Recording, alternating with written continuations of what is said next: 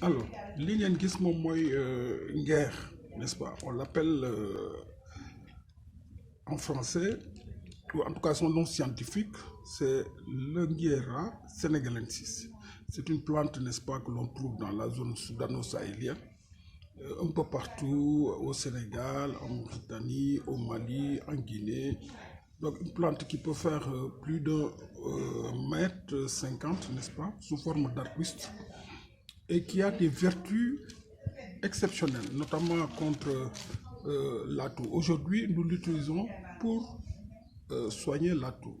Comment? C'est très simple. Vous prenez une poignée, n'est-ce pas, des feuilles, hein, voilà, et vous l'ajoutez, vous le mettez dans une casserole d'eau environ 1 litre, 1 litre 50, que vous allez bouillir. Donc da nga koy jël dugal ko boo ko jëlee nii da ngay jël takk bi ngay jël, da ngay jël takk bi soo paree nga def ko ci biir litre ndox wala litre ak genn wàll soo ko jël ko dem baxal ko moo woon leen ñu koy baxal.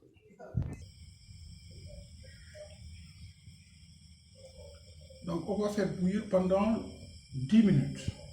Ok? On va faire 10 minutes.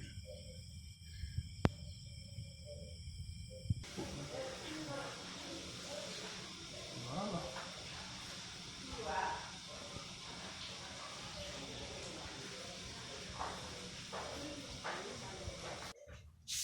Voilà, donc 10 minutes après, n'est-ce pas?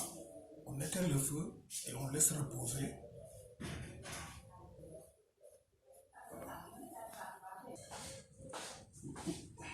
waaw léegi da koy bàyyi nii mu. bu dos bi demee du baax bi. duñu naan bu dos bi demee du baax bu ñoree ba mu ñor baaxul. waaw warul ñor bu mu ëpp. dindi ko day yàq. léegi dañ koy dindi. dafa war a baax rek baax nii. Voilà, baax na léegi dañ koy teggi. Voilà, donc on l'a retiré du feu, donc ñu jëlee ko ci taal bi indi ko fii pour ñu seral ko, donc c'est pour le refroidir. Maintenant ça va. Voilà, on va prendre donc un verre. Voilà, ça suffit. Voilà, un verre. Hein? C'est un peu chaud. On va laisser encore refroidir. La bàyyi ko mu gën a sedd. Pour nga jël ci benn kaas naan ko, donc il faut prendre un verre, n'est-ce pas? Donc un verre le matin.